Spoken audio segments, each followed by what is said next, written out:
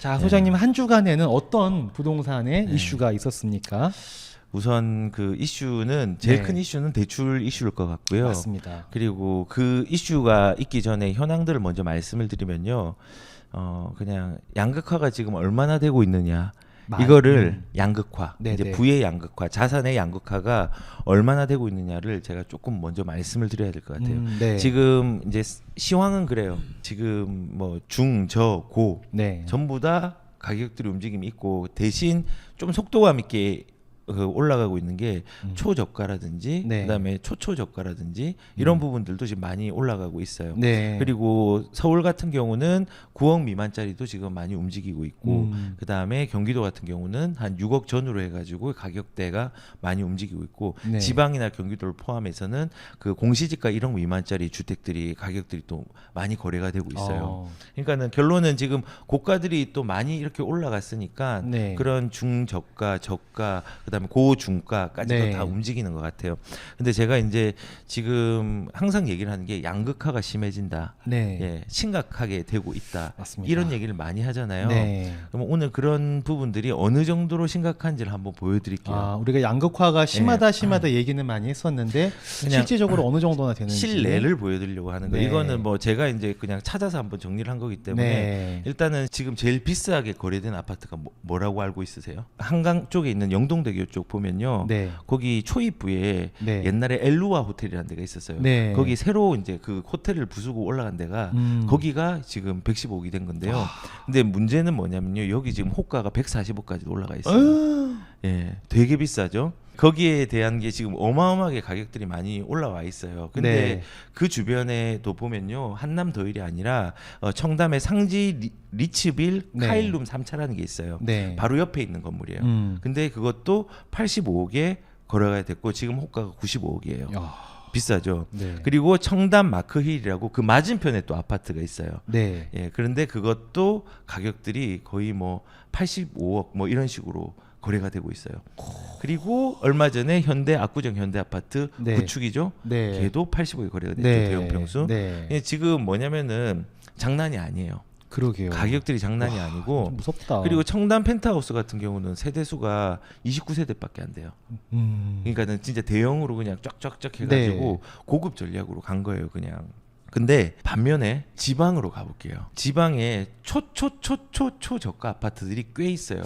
제가 초저가라는 게 얼마 정도일 것 같아요? 이게 사실은 가격대가 지금 형성돼 있는 게 수도권 네. 잘 형성돼 있고요. 네. 충청도까지 잘 형성돼 있어요. 네. 그런데 저기 경북 아래쪽, 충청도 아래쪽으로 내려가잖아요. 네. 그럼 가격들이 되게 많이 내려가요. 강원도도 일부 있고요. 네. 그런데 특히 이제 뭐 이제 전라도 쪽도 조금 뭐 광역 지자체 말고는 가격이 낮고요. 경북 쪽도 좀 가격들이 많이 낮아요.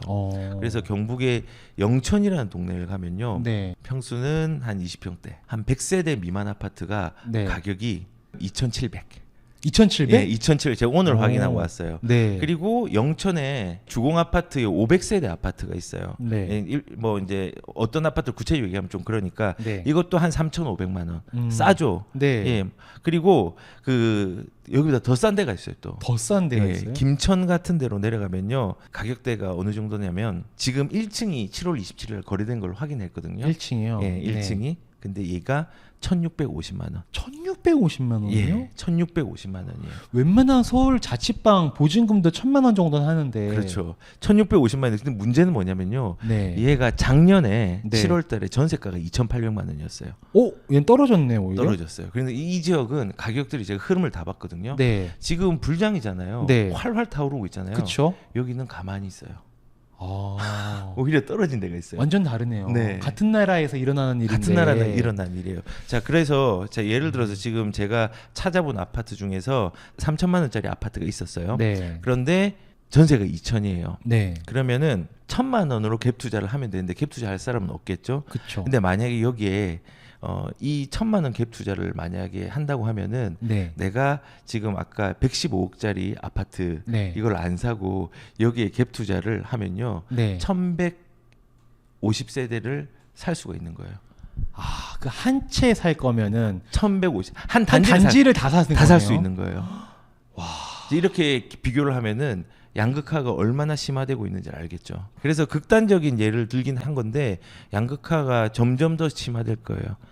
왜냐하면은 사람들이 인구가 줄어들고 네. 뭐 여러 가지 상황 때문에 인구가 이렇게 줄어들고 노령화가 많이 되고 일할 인구도 많이 줄어들고 뭐 여러 가지 상황 때문에 뭐 이제 가격들이 떨어질 거다, 집이 남아돌 거다고 하는데요. 집이 남아도는 데는요 서울이 아니라 사람들이 선호하지 않는 지역들, 그런 지역들이 집이 남아돌 거예요. 그래서 지금 그런 양극화들이 뭐 자산적으로만 제가 단편적으로 따지지만요 더 심화될 거예요. 그래서 문제가 좀 될 수 있는 부분이 있다는 생각이 들고, 그렇네요. 보통 뭐 지금 그래서 사람들이 돈이 좀 남아도는 사람들은 물론 이런 초초저가지만은 좀 메리트가 없는 지역들은 들어가지는 않겠죠. 그 대신 지금 뭐 이제 초저가 아파트 1억 미만짜리 아파트 있죠. 네. 경기도에도 일부 있고요. 강원도, 대구, 부산, 광주, 전북 정도에서 지금 이 거래량들이 급증하고 있어요. 왜냐하면은 이제는 방금 말했던 경북 같은 경우는 메리트가 없지만 네. 아직 조금 지방이라도 가능성이 있겠다라고 네. 생각하는 데는요 거래량이 급증하면서 지금 싼 걸로 들어가려고, 그리고 여기에 대해서는 취득세가 중과가 안 되니까 그쵸. 들어가려고 하는 거예요. 근데 사람들이 오해하고 있는 게 이런 그 1억 미만짜리 아파트 있죠. 네. 모든 세금이 다 중과가 되지 않는 상황이 아니고요. 취득세만 중과가 안 되는 거예요. 그걸 네. 아셔야 돼요.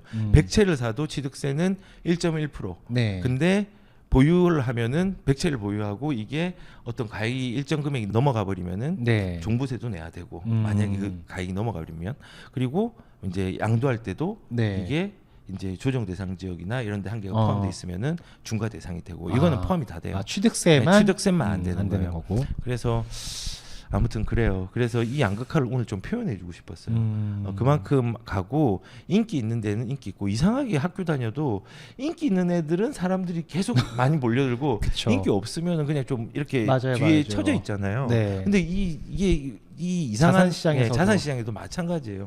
인기 있는 애 계속 몰려요. 아무리 비싸도 몰려요. 그러니까. 뉴욕에 2천억이 넘는 아파트가 펜트하우스가 생겼는데 그게 팔린다니까요. 그게 말이 안 되죠. 2천억? 예. 근데 팔렸어요. 그래서 이게 돈이 있는 사람과 없는 사람의 양극화는 되게 심해지는 게 심화되고 있는데, 네. 제가 말하고 싶은 건 그거예요. 이 심화를 양극화가 되는 건 어쩔 수 없는데 지금 초양극화가 되는 부분들을 너무 가중시키는 게 부동산 시장이 불안해서 더 그런 게 생긴 거고, 그 불안한 걸 편안하게 할 수 있는 정책들이 적시적소에 나오지 않고 이런 상황을 만든 게 좀 아쉽다라는 부분들을 제가 표현을 하고 싶었어요. 양극화가 가속화된 그렇죠. 그런 양극화는 느낌이에요. 불가피하지만 네. 양극화를 가속화시키면 안 되잖아요. 근데 이번에 뭐 인플레이션이 되는 부분도 있었지만은 네. 규제라든지 여러 가지 상황들이 부동산 시장의 수급 조절을 완전히 망가뜨려 놔서 이렇게 불안하게 가격들이 올라가는 그렇구나. 거죠. 자, 좋습니다. 예. 또 어떤 사태가 한 주간의 이슈? 예, 제일 큰 사태죠. 네. 예, 주담대, 예, 금지, 맞습니다. 그다음에 네. 전세 대출 네. 이거 중단. 네. 이게 지금 되게 큰 문제가 됐는데, 어제 제가 좀 길게 언급을 했는데요. 그냥 그 뭐 내용은 이제 아실 거예요. 오늘부터 농협이 주담대를 비롯해서 모든 대출들이 금지가 되었습니다. 11월 30일까지. 네. 근데 이게 중요한 건요. 보통 이걸 금지한다 하면은요 한시적으로 하는 게 아니고 네. 보통 끝까지 해야 되는데 한시적이에요. 왜냐하면은 지금 이제 농협 같은 경우는 상반기에 이미 정부에서 그다음에 금융위에서 너 한 5% 6% 넘지 마, 이거를 이미 그냥 1분기 2분기 때 다 그냥 소진을 해버린 거예요. 그 대출 총량 한도에 예, 다 총량에 대한 부분들이 이제 이미 그냥 한도가 차버렸기 때문에 이게 이제 그 금융위의 이제 예비 후보였죠. 예비 네. 후보가 여기에 대해서 얘기를 했어요. 그러니까 그 다음 날 바로 이제 금지하겠다라고 얘기를 한 거예요. 네. 그래서 좀 문제는 그런 거예요. 이게 한시적이에요. 한시적인데 사람들이, 은수정님도 이것 때문에 혼란스러웠는데 이거 큰일 났어요. 저 지금 주담대도 안 되고 전세 대출도 안 된대요. 네. 그러면 저 지금 은수정님이 지금 계약을 하고 잔금을 치러야 되잖아요. 그렇죠. 딱 이 시기인 거예요. 이 지금 금지가 된 시기에 맞물린 아. 거예요. 그래서 어떻게 하냐고 아침부터 막 힘들었대요. 이거 어떡할까. 표정이 안 좋더라고요. 표정이 안 좋았죠. 근데 저는 걱정하지 말라고 했어요. 네. 왜냐면은 이게 모든 금융에 있는 1금융권이 동시다발적으로 똑같은 날 똑같은 시에 이거를 다 막는 게 아니에요. 그렇죠. 우선은 농협이 대출이 워낙 많이 됐어요. 특히 지방에서 거의 5-60% 이상이 대출이 많이 되어 있어서 오히려 비규제 지역에서 대출이 이제 안 나오는 이상한 현상이 일어났는데 네.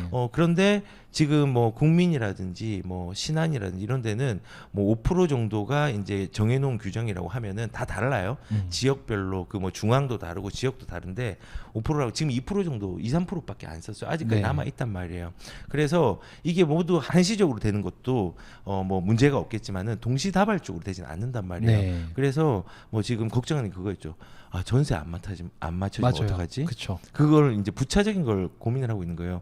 근데 전세는 꼭 맞춰집니다. 왜냐하면 모든 사람들은 땅바닥에서 살 수 없고 그렇죠. 집을 가져야 돼요. 전세든 자가든 어떻게든. 네. 그렇기 때문에 안타까운 얘기지만 전세자는 1금융권이 혹시 막히면은 2금융권을 사용할 수 있는 또 불안함도 생기겠지만 그렇게 네. 생길 거고 어떤 방식으로 집을 거주할 걸 찾을 거예요. 음. 그래서 뭐 걱정은 저는 안 하셔도 된다고 생각을 하고 이럴 수는 없나요? 예를 들어서 네. 똑같은 아파트에 전세 물량을 내놓은 사람이 예를 들어서 10명이에요. 네. 근데 기사가 이렇게 뜨니까 소장님이 이런 조언을 받으신 분들은 네. 전세 걱정할 필요 없겠다 하고 전세가 내놓은 거를 예를 들어 5억이 내놨어. 네. 내놓은 거를 안 내리는 거죠. 그냥 네. 5억이 지키고 있는 거예요. 근데 걱정하시는 분은 막 4억 5천으로 내려버리는 거야. 네. 그럼 다른 분은 막 4억 4천으로 내리고 막 네. 이런 식의 현상은 일어나지는 않을까요? 일어날 수도 있죠. 다양하게 일어날 수 있는데 근데 좀 분명히 아셔야 될 수 있는 게요. 네. 지금 9월, 10월, 11월 이때가 이사철인데 전세 물량이 많나요? 지금 많이 없어요. 그 전세 예. 별로 없죠. 예, 많이 없기 때문에 어떻게든 맞춰질 수 있어요. 그리고 전세를 맞출 때는 가장 좋은 게 지금 시점이에요. 9월, 10월, 11월이 전세에 맞출 때는 좀 가격에 대한 부분 걱정 없이 임대인들이 맞출 수 있는 상황이거든요. 네. 그리고 임대인 입장에서는 제일 안 좋은 시기가 1월, 2월, 3월, 4월 정도. 이때가 전세를 맞출 때 가격들이 좀 많이 내려가는 시기예요. 네. 그래서 우선은 저는 지금 아까 다시 돌아와서 은수저님은 걱정을 안 했으면 좋겠고 그냥 지금 동시다발적으로 일어나는 것도 아니고 내가 실거주로 해가지고 그 주택담보대출을 빌린다고 하면은 걱정을 해야 되는데 네. 그게 아니라 이제 전세에 대한 부분들. 그렇죠. 예, 그리고 설령 실거주로 해서 주택담보로 들어간다고 하더라도 은행이 다 막힌 게 아니기 때문에 네. 너무 큰 걱정을 하면 안 되고 두 번째 더 중요한 건 한시적이라는 거. 음. 만약에 이제 농협이 11월 30일까지 하잖아요. 네. 끝나잖아요. 그리고 이제 내년이 되었어요. 네. 내년에는 그 우리 총량 규제가 새롭게 다시 갱신되고 네, 새롭게 시작하는 리셋되니까. 거죠. 리셋되니까 그때는 또 대출이 또 돼요. 그러니까 이거를 만약에 내가 전세 뭐 주택담보대출이라든지 이런 걸 못 맞췄어요. 그러면은 조금은 이제 연기할 수 있으면은 네. 뭐 내년까지 연기를 하든지 못 구한 경우에 그런 거예요. 그런 식으로 좀 대처를 하셔도 저는 괜찮을 거라는 생각이 들고 이제 중요한 거는 지금 이렇게 규제에 대한 부분들을 네. 대출을 막은 게 저는 그 기저 자체가 조금 아쉬워요. 물론 총량이라는 게 있긴 있지만요. 대출 때문에 집값이 올랐습니까? 그렇네요. 그렇죠. 예. 대출이 주 원인은 아니죠. 그건 이미 아니죠. 대출은 뭐 40%밖에 안 해주고 있잖아요. 예, 이미 40% 조정 대상이 50%인데 이미 총량 규제는 우리나라가 잘 하고 있어요. 네. 근데 이제 정부에서 생각을 하고 있는 건요. 그 연구원 같은 데서 보면은 이런 연구위원이 연구 결과를 내요. 뭐 금융위 네. 연구위원회 이런 데라든지. 근데 여기서 한국의 가계부채의 규모의 증가 속도가 세계 최고다라고 얘기를 한 거예요. 그래서 총량 관리가 필요하다라는 얘기가 나왔는데 이거 사실은 뭐 총량에 대한 거 규제는 필요합니다. 왜냐면은 네. 이거 안 해가지고 어떤 사태가 났어요? 리만 브라더스 사태가 일어났잖아요. 그쵸. 근데 이제 총량 규제는 필요한데 중요한 거는 동전의 앞면만 보지 말고 뒷면도 봐야 되는데요. 제가 어제 이제 라이브에서 얘기한 게 그거예요.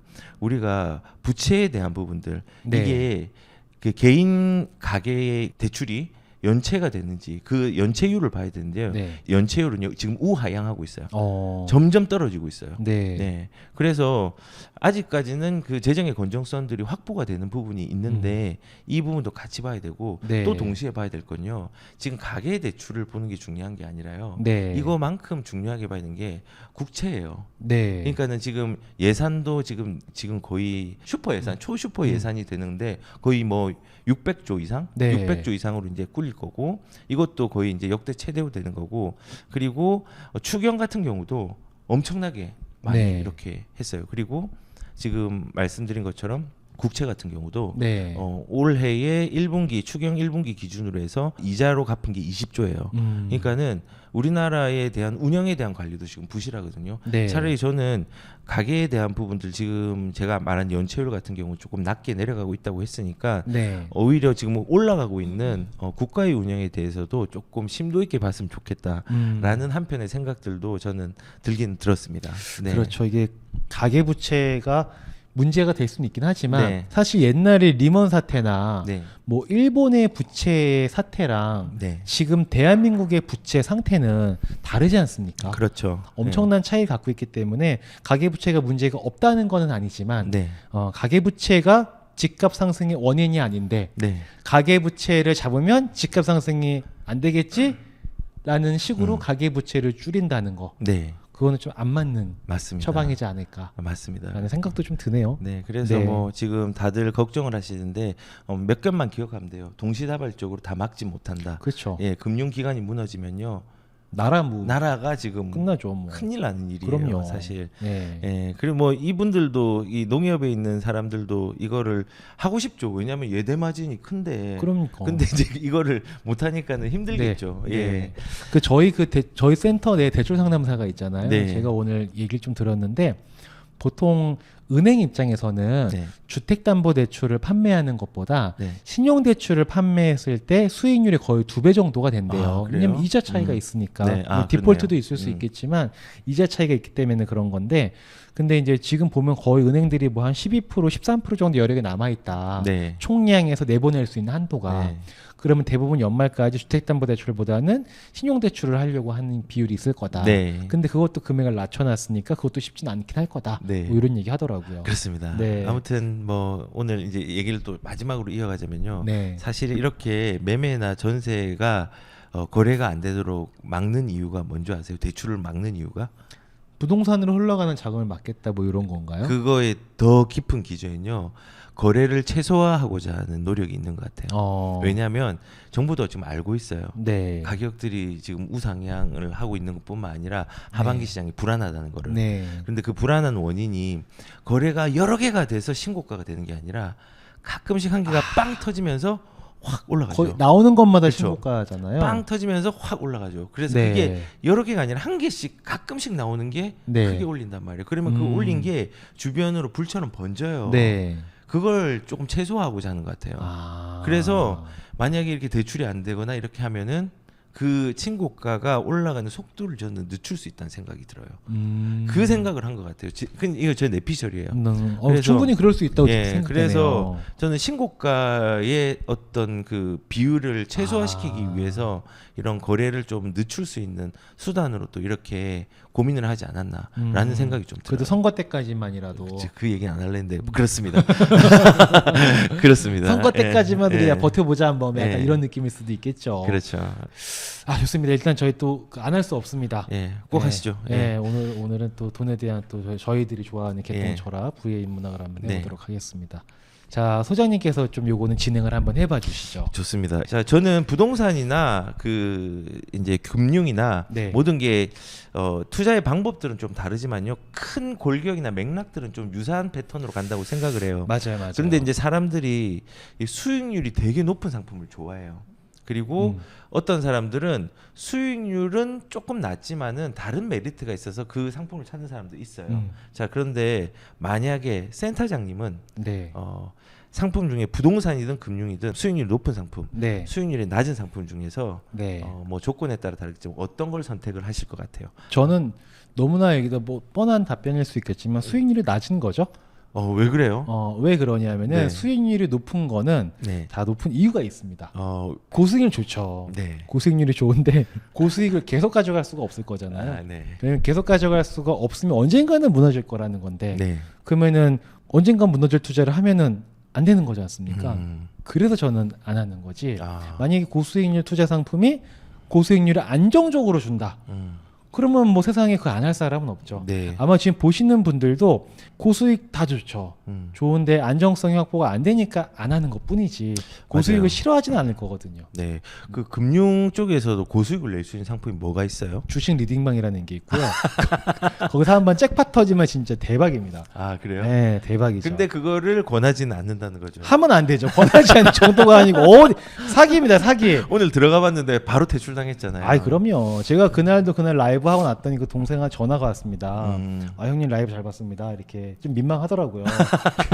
그래서 네가 얘기해준 거 얘기하긴 했지만 좀 그렇다 그랬더니 뭐 이게 하여튼 그랬습니다. 아. 네, 그날도 그랬고. 아. 근데 고수익 상품이라는 게 계속 꾸준히 안정성을 확보할 수 없기 때문에 절대 저는 고수익은 쫓으면 안 된다. 금융에서는 사실 뭐 웃자고 리딩방을 말씀드린 거지만 금융에서도 레버리지를 많이 쓸 수 있거든요. 네. 레버리지를 엄청 많이 쓸 수 있고 오히려 막 부동산은 올라야지 돈 버는 건데 네. 금융은 떨어져도 돈 버는 마법 같은 게 가능한 곳이거든요. 네. 합법적으로. 네. 올라도 먹고 내려가도 먹어요. 네.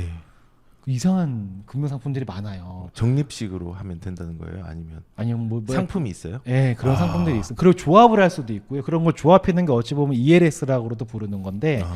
이제 그런 거 보면 결국은 근데 다 위험합니다. 그래서 안 하는 것뿐인 거죠. 그래요. 저도 이제 부동산 같은 경우는 이런 경우가 있어요. 제가 이제 사무실이 저기 이제 선릉역 쪽에 있잖아요. 네. 근데 그쪽 지나다 보면요, 이제 어떤 분들이 이렇게 저를 잡아요. 왜? 그리고 아주머니를 되게 잡아요. 어. 양복 입고 네. 이제 휴지를 들고 있어요. 휴지? 휴지. 아, 뭔가 분양. 예, 분양이요. 아, 저기요. 네. 제가 들은 걸 정확하게 얘기해 줄게요. 네. 저기요. 제가 오늘 처음 나왔는데요. 네. 제발 한 번만 들어가 주세요. 제발 한 번만 감정이 들어가 주세요. 호소하는구나. 감정에 호소하는데 네. 그 사람은 이제 호객을 하는 거고 안에 들어가면 전문적으로 분양을 대행하는 컨설터가 있는 거죠. 그런데 이제 그런 얘기를 들어보면은 거기서 수익률 좋다. 특히 분양형 호텔 같은 경우 수익률 높다. 뭐 이런 얘기 되게 많이 하거든요. 네, 네. 그런데 그런 것 같아요. 제가 말하는 거는 광고를 굉장히 많이 하는 상품들이 있죠. 네. 그런 상품이 오히려 안 좋은 상품이에요. 아, 그렇죠. 예, 왜냐하면 광고를 안 하면은 그 상품이 못 살아나요. 간단하게 생각하면 돼요.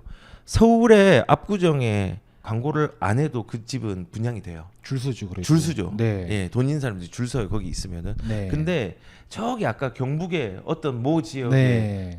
3천만 원짜리 1650만 원짜리 거기에 아파트. 분양을 1,000만 원에 한다고 쳐요. 30평을 1,000만 원에 한다고 해요. 안 와요. 그렇죠. 광고를 해야 돼요. 그래서 분양 대행을 하는 사람들이 돈과 수익을 많이 받는 데가요. 서울이 아니라 지방이에요.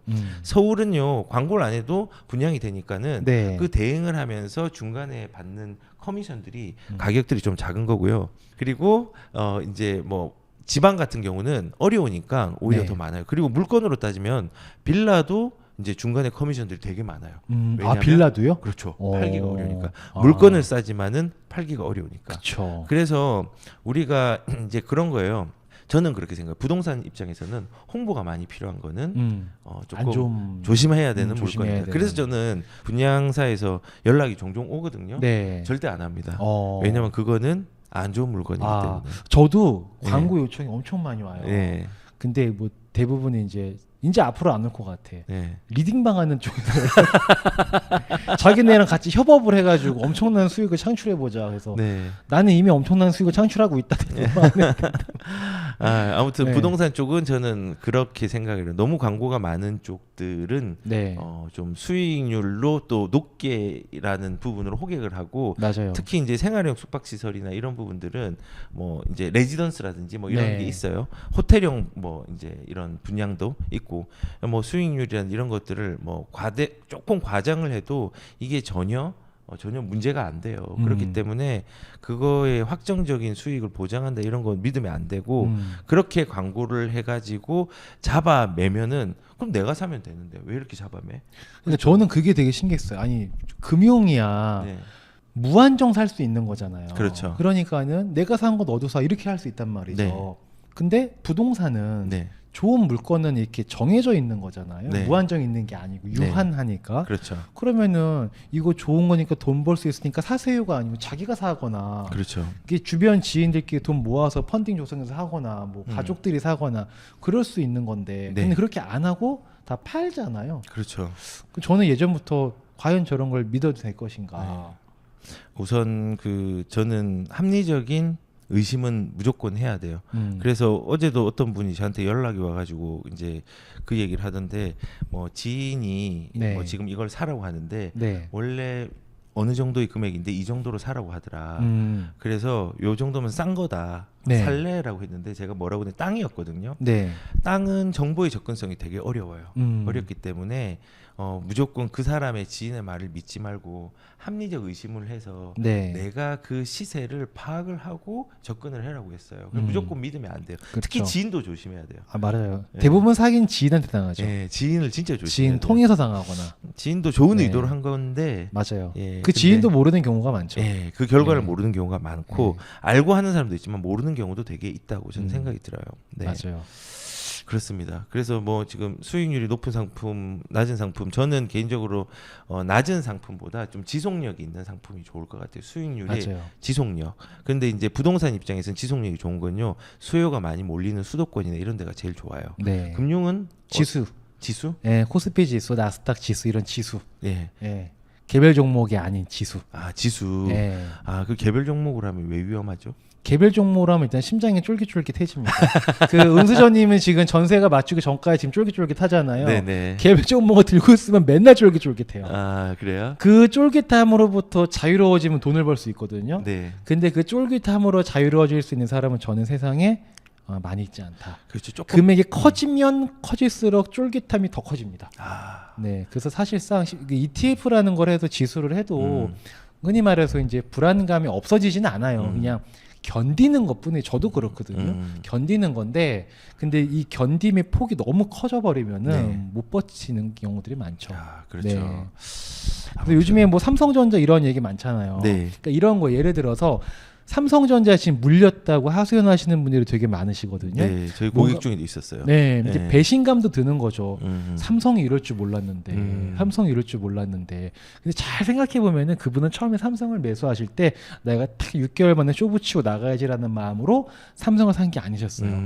대부분 삼성을 사신 분들은 어떤 마음이시냐면은 나 이거 묻어두고 없는 돈 셈 치고 한 10년 후에 꺼내서 연금으로 써야지. 보통 이런 마음으로 사셨는데 이제 8만 전제에서 7만 전제가 된 지 불과 한 6개월도 안 됐거든요. 근데 벌써 막 난리가 나는 거예요. 그러니까는 개별 종목이 난리가 나는 이유는 뭐냐면은 삼성도 혹시 망할 수 있는 거 아니야? 왜? 다른 나라의 반도체 회사가 없는 게 아니잖아요. 그렇죠. 국제 경쟁에서 밀리면은 삼성전자 떨어질 수 있는 네, 거잖아요. 그렇죠. 근데 지수형 같은 경우에는 대한민국이 망하지 않으면 이게 아. 다 떨어지지 않을 거고 그렇죠. 대한민국도 불안해? 그러면 미국 지수로 사면 되는 거거든요. 미국 지수가 떨어지면 다른 나라 다 같이 떨어질 수밖에 없을 테니까. 그래서 이렇게 지수형으로 하는 게 훨씬 오래 갈 수 있는 마음이 상대적으로 편한 그래서 투자인 지수를 거죠. 보는 게 중요하네요. 네. 예, 저는 이제 부동산 중도 좀 중요한 게 있는데 네. 사람들이 지금 이제 너무 많이 막혀 있으니까 음. 비과세를 받으려고 되게 많이 해요. 비과세. 예, 네. 그러니까는 이런 거예요. 지금 저는 제일 중요한 게 내가 가지고 있는 실물 자산에 물건이 있어요. 이거를 어떻게든 빨리 현금으로 만들고 싶어하는 사람들이 많으세요. 네. 근데 제일 중요한 건요. 내가 이걸 현금으로 만드는 다음에 그 현금으로 내가 뭘 할 건데가 계획이 없으면요. 자산을 그대로 놔둬야 돼요. 근데 이게 내 손에 들어와야지 돈인 줄 알고 네. 비과세라는 부분 때문에 자산의 규모를 줄이는 사람이 있거든요. 그래서 저는 예전에는 비과세가 중요했어요. 왜냐하면 비과세를 받고 난 다음에 다른 걸로 취득할 때 중과가 안 됐으니까 네. 세금에 대한 부분들이 조금은 좀 안전했으니까. 근데 지금은 아니거든요. 그래서 비과세 받았어요. 근데 그걸로 다음에 할 계획들이 세우기가 되게 힘든 거예요.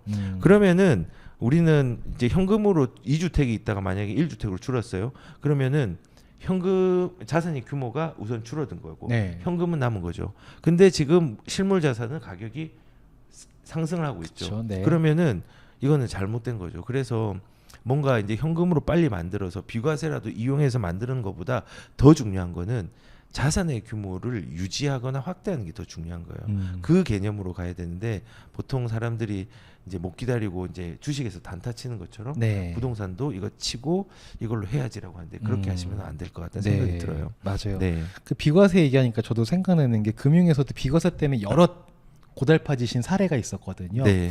만약에 소장님 채권이 뭔지 아시죠? 네. 채권에 돈 빌려주고 뭐 그런 네, 거죠. 예. 채권 관계 가능잖아요. 근데 채권인데 확정이자가 연이자가 10%예요. 네. 저희 GPL이 8%잖아요. 네. 근데 이건 10%래요. 예. 그리고 발행처가 국가래. 아. 국가에서 발행 국채인데 국채. 10%예요. 음. 근데 보통 이런 채권은 이자 소득세 15.4%가 있잖아요. 네. 그것도 비과세 해주겠대요. 네. 그럼 가입하시겠어요? 안 가입하시겠어요? 저는 가입 안 할 것 같아요. 왜요? 그냥 가입하기 싫어요. 국가에서 지금 국채가 사실은 불리한 거거든요. 어떻게 보면은 예. 그렇게 얘기하시면 안 되는데. 당연히 해야죠. 아니 진짜 알면서. 자, 컷 다시 할게요. 소장님, 채권 거래 아시죠? 채권. 네네. 채권인데 이자를 10%를 준대요. 저 그러면 하겠죠. 잠깐 아직 구체만 예. 안 했잖아요. 네. 구체 기다리세요. 다시. 네.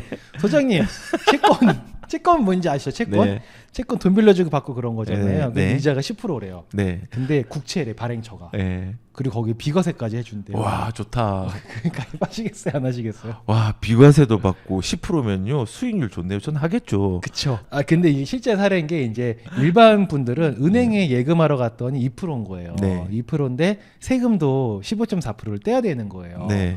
근데 은행 증권사 갔더니 국채인데 10%고 비과세라 이거 네. 브라질 국채라는 거예요. 아 혹시 들어본 적이 있으세요? 아니요. 이 브라질 국채가 1억 넣으면은 10%니까 1,000만 원이 네. 확정이자고 이 세금이 와, 없는 거예요. 네. 그리고 더 중요한 건 얘가 종합과세에서 제외가 되는 거예요. 분리과세가 되는 거예요. 와 그러니까는 합산 과세가 되는 게 아니라 분리로 된다는 거죠. 그렇죠. 예. 원래 2천만 원 넘어가면 종합과세가 그렇죠. 건버려 오르고 예, 막 그렇죠. 난리 난리죠. 부르스잖아요. 예. 근데 그걸 제외시킨다는 거예요. 그러니까 10억씩 있는 분들이 야 이거다 엄청 는 거예요. 아, 브라질 국채. 그러면 1억을 버는 거네요. 그렇죠. 예. 매년 확정적으로 1억을 버는 건지 알았던 거죠. 예. 근데 알고 봤더니 이게 환율 리스크가 있네. 아. 근데 브라질이 10% 주는 건 이유가 있는 거죠. 거기는 이제 환율이 워낙 불안하고 걔네들 포퓰리즘이 워낙 심해가지고 물가 상승률도 되게 가파르고 뭐 그런 예. 데거든요. 화폐 개혁을 툭 하면 하는 곳이고 그래 결국은 해와라가 이렇게 반토막 나가지고 이자는 10%는 받았어. 근데 그걸 달러로 받은 게 아니잖아요. 네. 해와라로 받았잖아요. 아, 그럼 환율에 대한 리스크가 네, 있네. 해와라가 반토막 난 거죠. 결국은 마이너스 30%, 마이너스 40%. 와. 근데 그분들이 다 왜 했냐? 비과세 때문에 했던 거. 그럼 제 말이 맞네요. 제가 안 잡기 잘했네요. 그렇죠. 그렇죠. 잘하셨습니다. 네. 아, 네, 예. 잘하셨습니다. 일단은 그래서 그냥 결론은 그거 같아요. 수익률이 높은 상품들, 네. 뭔가 이게 특혜가 크다고 여겨지는 부분들은 네. 그 이면에는 분명하게 큰 리스크가 존재를 한다는 거예요. 그래서 결론은 수익률이 높은 상품은 조심해야 될 필요성이 있고 네. 가도 되긴 해요. 네. 가끔씩은. 그런데 분명히 철저한 준비가 없이 그냥 가버리면은 네. 이게 확 문제가 될 수 있다는 거죠. 맞습니다. 금융, 부동산 다 마찬가지입니다. 네.